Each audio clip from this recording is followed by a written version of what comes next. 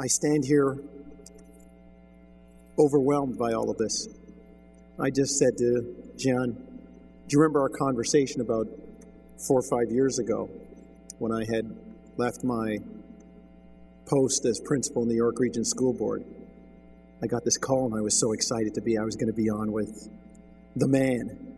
And all he wanted to talk about was, are you going to go back to running a school or are you going to stay broadcasting sports? And his dad from Iran, well, I'm the product of an immigrant family too. I was born in Jamaica. My dad was actually born in Nigeria. My mom was born in Jamaica. And my dad used to say to us, never follow sports, it'll never put a dime in your pocket.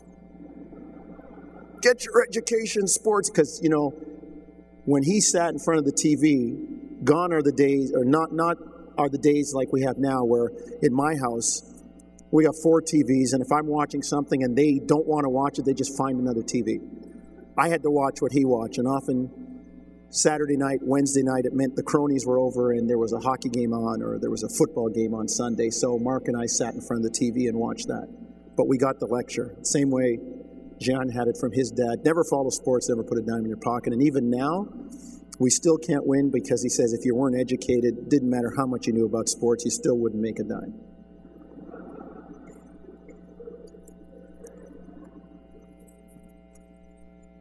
I want to read something from Mark. We were both supposed to be in New Orleans tonight. I'm here, and he's there, and he sent this along. And he said, although I regret I cannot be here to accept this award of distinction personally, it is a tremendous honor to receive the Bryden Award for redefining the possible alongside my brother and mentor, Paul Jones. We all stand on the shoulders of those around us to achieve our goals and earn respect in life.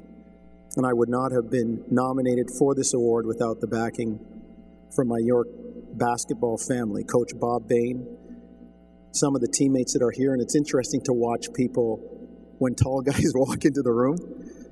I said to somebody, oh, some of my teammates are here. And they said, where? I said, just look over the horizon. They're the guys that are first team all airport. You know, you walk through the airport and John Christensen and Tim Ryder are here that stand at, 6'10" and 6'8", and people say, are you guys basketball players? Like, no, we're jockeys. What do you think?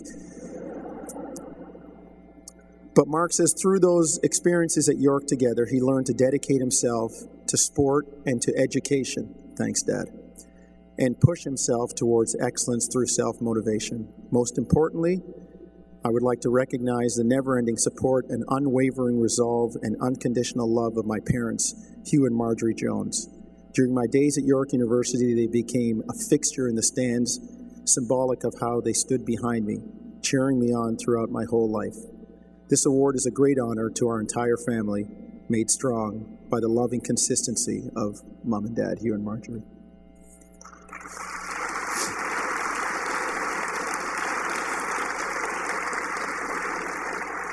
It's my turn. Lindsay said I had 5 minutes, and I thought, 5 minutes? Are you kidding me? That's what my boss tells me, and he's always giving me the wrap-up sign, and you want to get somebody off the air on TV or radio, go inside or go close to them, and Jean can attest to this, and start counting backwards from 10, and people go running all over the place. I want to thank a lot of people that are here to support me tonight. Teammates, I've mentioned John and Chris, John and Tim. I know that Bruce Atwood is also here. Basketball was like a family at York, and Bob Bain was the guy that had the conductor's stick. I said it in the video, and I really mean this. I came to York at the right time, and I met Bob Bain at the right time. I'd also like to thank the TV and radio folks that gave me a chance, that let me follow my dream. You met some of them if you were and saw them out here tonight earlier. If you want a job, 2010 Olympics. Nelson, are you still here? Nelson Millman, the poobah from the Fan, program director, general manager, vice president. He's going crazy right now, but if you think you can help, run him down because maybe you can get a job to go and work in Vancouver. Nelson, thank you to you and John Shannon, who has an Emmy Award and a Gemini Award sitting on the mantelpiece when you called me in 2003 or 2003-4 season and tapped me on the shoulder and said, Jonesy, we think we have a job you might be interested in, and for consistently believing in me and supporting me. Nelson, thank you very much. To my uncle Herman and my aunt Marjorie, who are here in the front row, again, the product of the immigrant system that came to Canada and, like my parents, pushed me and said, you know what, you can do anything you want. Thank you very much. To my family in the front row, Justine, Michael, Andrew, and my dear wife, Lisa. I know there are some nights when Daddy's not there.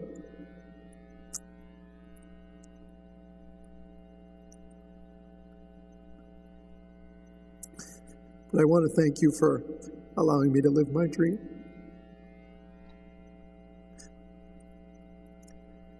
I said I wasn't going to do this. Another one of my teammates at York that has become a great friend, Ev Spence. Ev, thank you for all your guidance along the way. It's hard to put into words what all of this means. And I never understood why, but I've always felt that things happen for a reason. And one of those things was landing at York, and it just happened to be, as I said, the right place and the right time. There are a number of faculty members, we used to call it phys ed, now at the Faculty of Kinesiology and Health Sciences at York, that have left a lasting impression on me. Neil Smith, Tom Duck, Roger Kelman, Nobby Rakowski, Frank Cosentino, Francis Flint, Wally Dybus, Stu Robbins, and most notably Sue Wilson. I could go on with that list, but I only have 5 minutes. Bob, I know you're out there somewhere. Your influence on me at the right time helped me to persevere and change what I thought I could accomplish and help me redefine the possible. And at one point, Bob, I didn't know if you were going to be around to see all of this, because I remember that car accident that I thought was going to take you away from me, and it really, really had me look at things a little bit differently. Mom and Dad always told us to live with character.